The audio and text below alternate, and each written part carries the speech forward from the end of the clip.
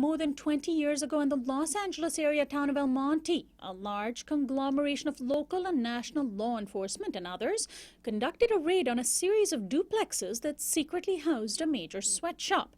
72 Thai nationals had been held in captivity for years and forced to sew garments for companies with little to no pay.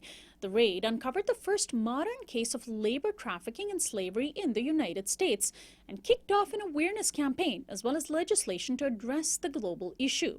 On the 20th anniversary of the El Monte slavery case, we turn today to a survivor of the raid and a member of the main local organization that was involved, the Thai Community Development Center.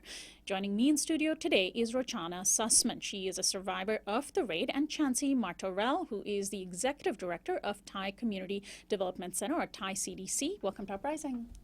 Thank you. Thank you. Thanks so much for joining us. Well, first, Rotchana, can you share your backstory? I'm sure you've told this story millions of times.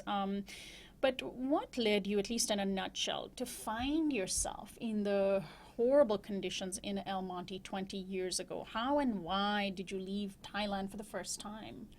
I heard an agent that they were sent. They're so friendly and they make like warm welcoming as someone like them as very well. So like they will offer such a higher pay money. At that time it was like, my gosh, I got paid so little, like about $300 a month. They offer me like $1,000 to $1,200 a month. So you were struggling financially? Financially, a little bit.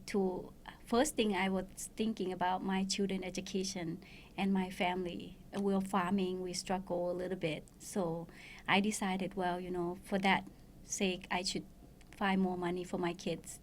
I don't want them to have less education than myself. So I want them to have more education and my farm will be developed and doing well. So you were essentially lured onto or promised a job. You boarded a plane, and then when you arrived in Southern California, what happened? We were picked up from the airport. What we can see was just the airport, and then we were brought to the compound, 7-unit compound in El Monte. And we were there, never leave, and we were locked up at night. They used the key to lock the door from the outside, and just in case an emergency fire get caught in a fire or something, we probably will be dead. And then in my room, I share with other 9 people who slept in the same room with myself.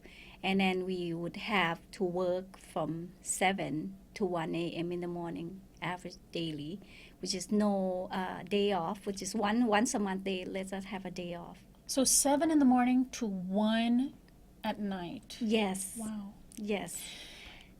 Chancee, let me ask you how your involvement happened. I understand that you were actually there on the day of the raid, and law enforcement and other agencies approached you when they heard that this particular sweatshop in terrible conditions was operating. So what sort of led you into this story? Sure. We were visited by Deputy Labor Commissioner T.K. Kim at our office on August 1st, the day before the raid, who came to meet with me in 1995, who came to the office and asked about Thai CDC participating in this multi-agency raid the next day, August 2nd, 1995, and made me aware of 6 dozen workers being held against their will in captivity in virtual slavery.